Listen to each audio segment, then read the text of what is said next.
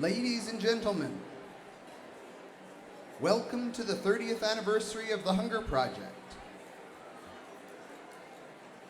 Ladies and gentlemen, at this time, would you please give your attention to the Hunger Project's Regional Director for U.S. Funding, Mr. Jim Whitten.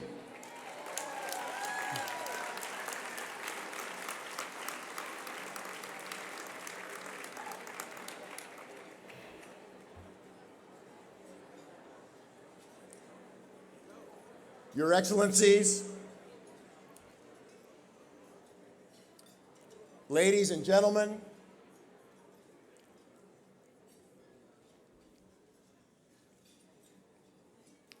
good evening and welcome. Tonight we're here to celebrate. And we're celebrating the 30th anniversary of the Hunger Project.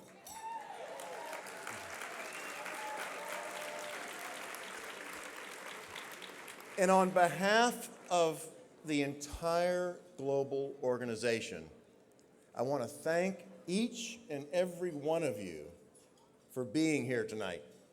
You know, in this room right now, we have more than 1,200 people from 24 different countries on 6 continents. And as I was walking around getting here, you know, I ran into people and see people now who have been associated with the Hunger Project since the start. And many who've been, you know, around for 20 or 25 years. You know, I know a lot of you got to know the Hunger Project first in the 1990s. And others more recently, in the past few years, even for some just in the past few weeks.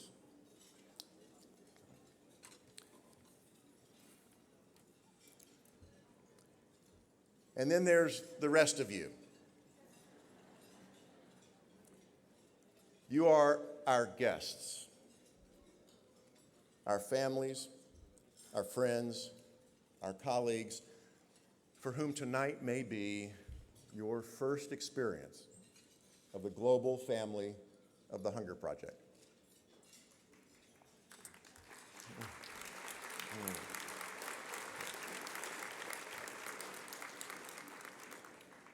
And we're all here to celebrate some absolutely astonishing results that have been accomplished over the last 30 years and to set our sights on the future.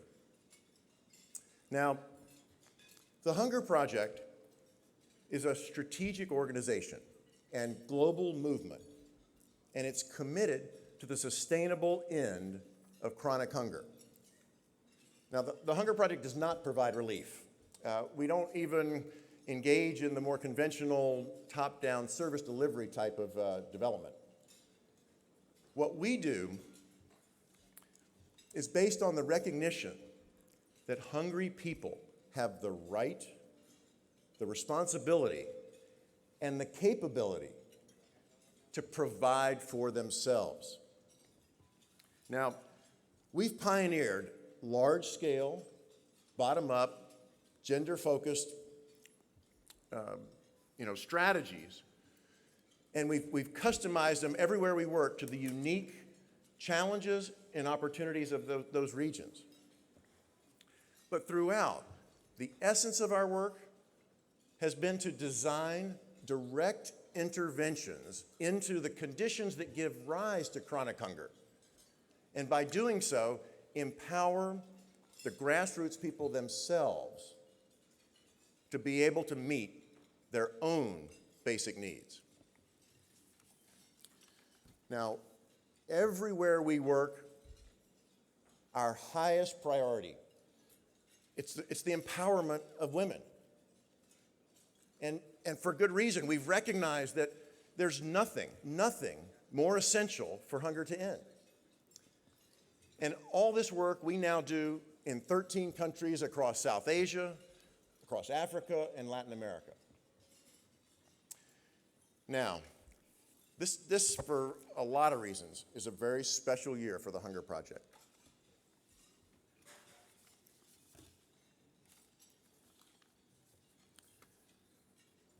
This is a year when we've begun a major transition, one in which we are committed to building our capacity and dramatically extending our reach.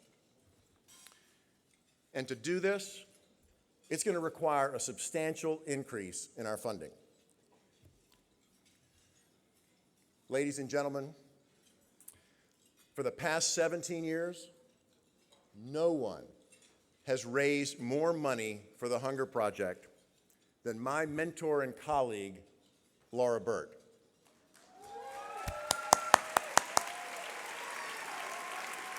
Now, a lot of you know her, but there's a lot who don't. So I want you to know that over these 17 years, Laura has continuously called forth her own leadership and that of over 1,000 investors.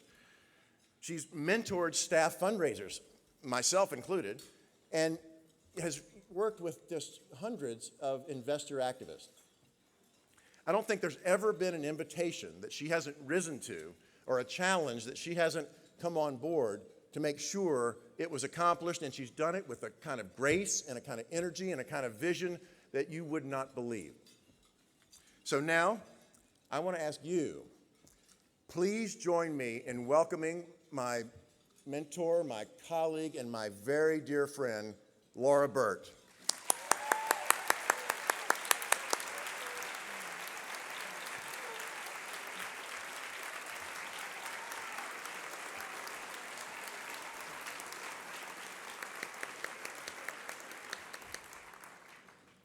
Later tonight, I will have the privilege of inviting you to invest your money, to invest your financial resources into our Sisters and Brothers Leadership for the End of Hunger.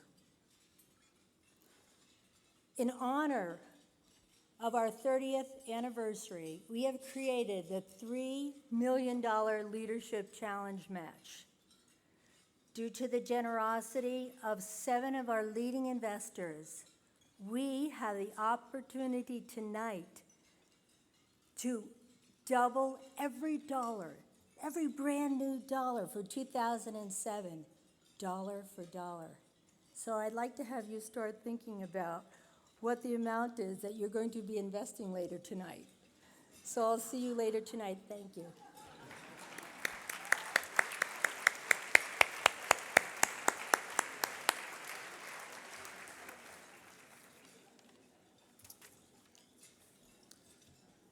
Now, tonight's program has been designed and it's intended to empower each of our response to this $3 million leadership challenge. So I've got some advice. When Laura asks you for your money, here's what I'd like. I'd like you to be bold. I'd like you to be visionary. I'd like for you to be courageous. And I'd like for you to choose an amount that absolutely inspires and empowers you. So if that amount happens to be $100,000 or more, I say go for it. If that amount might be $25,000, $10,000, $5,000 for this $3 million leadership challenge, and you see that that's yours to do, then please do it.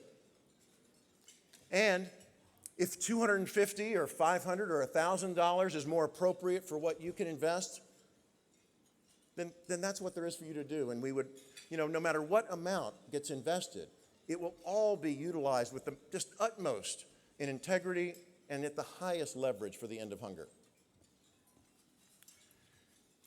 Okay, it's time. It's time for us to go on a journey that will take us out of this ballroom and into the lives of those of us who live in the conditions of chronic hunger.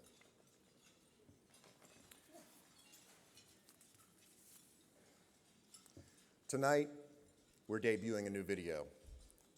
It's a video that gives us a look inside that largely unseen reality of chronic hunger, and also a look at what's possible possible when true partnership and effective leadership are your highest priority.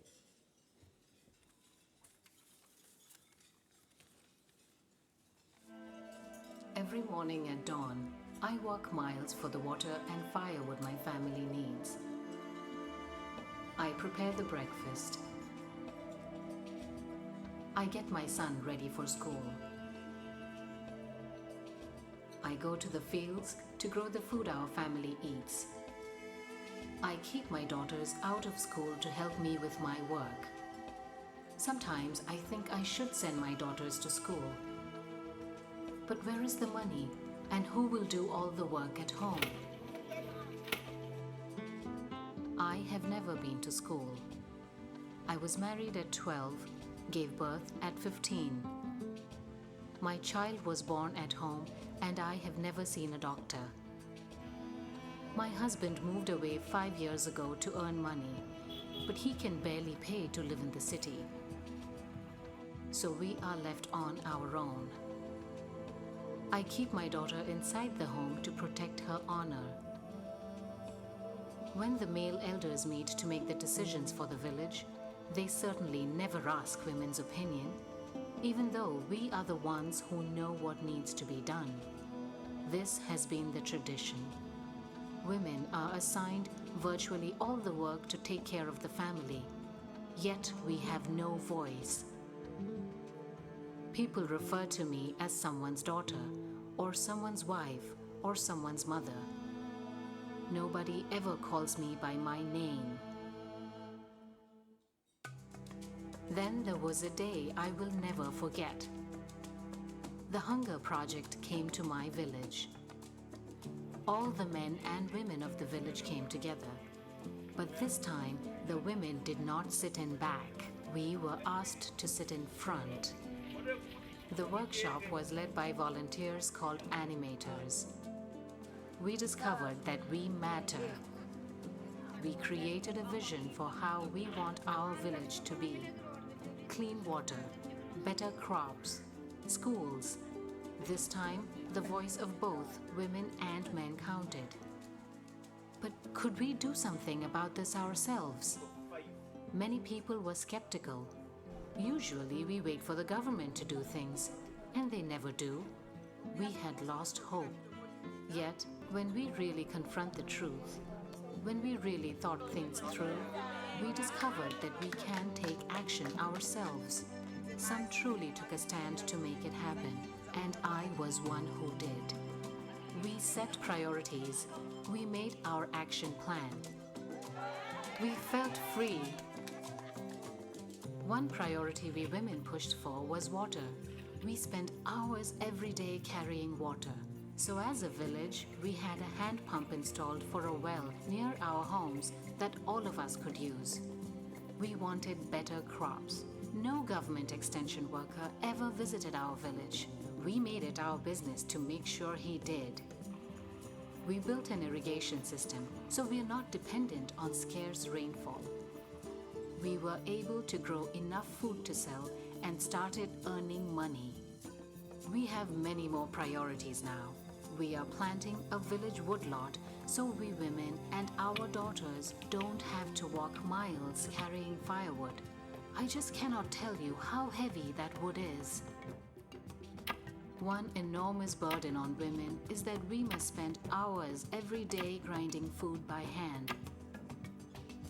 By all borrowing money together, we bought the machine that grinds food in minutes. With more time, I am taking literacy and numeracy classes. Me, my mother could never read. Her mother could never read. Now I can count money and not be cheated at the market. Now I am confident. Now I speak out. The animators encouraged us to form women's groups. We took out loans. We expanded our farms, earned more money, and repaid our loans. Before, it was taboo for women even to touch money. Now we run our own village bank. My husband has returned from the city. He now works with us in our business. With more income, we eat better and keep our daughters in school. We learned about HIV/AIDS. The animators did plays where we saw how it really is here. The men are raised to have sex with many women, and we women are raised to never say no to sex, even when it's not safe.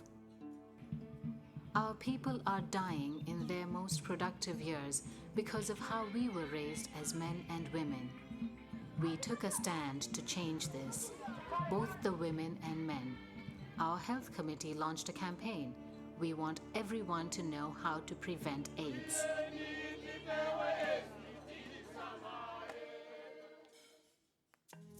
My world is getting bigger. All the villages in our area are beginning to work together through the Hunger Project. This past year, we built an epicenter. We now have nurses within walking distance for every villager. There are nutrition classes, skills trainings, a community farm where we learn how to grow new crops and to use compost for better yields. We women are empowered. This doesn't mean someone gave us power. It means that we stand up for ourselves and claim what is rightfully ours. Education, healthcare, freedom to travel, voice in decision-making. These past 3 years have been amazing. I became an animator. I ran for local government and won. Every step of the way, there was training and partnership from the Hunger Project. I am a respected leader in my community. We formed a federation of local leaders that now go to our government to get what is rightfully ours. Before, I was afraid of the government. Now they are our partners. The people hold them to account. We've won court cases. We've had laws changed. We are so proud of our village now. We have achieved so much. Mothers are living. Our children are well-fed and healthy. People are mobilized. Women have voice. Basic needs are being met. Recently, Hunger Project investors from other countries came to visit, to share in our vision, to celebrate our accomplishments. From my first workshop, they told me I had this family, sisters and brothers from around the world, committed to my success. My family is bigger than I ever knew. Millions of women and men in thousands of villages. More than 180,000 trained volunteer leaders. Thousands of committed investors. Together, we are creating a future free from hunger and poverty. A future of self-reliance, equality, and dignity for all.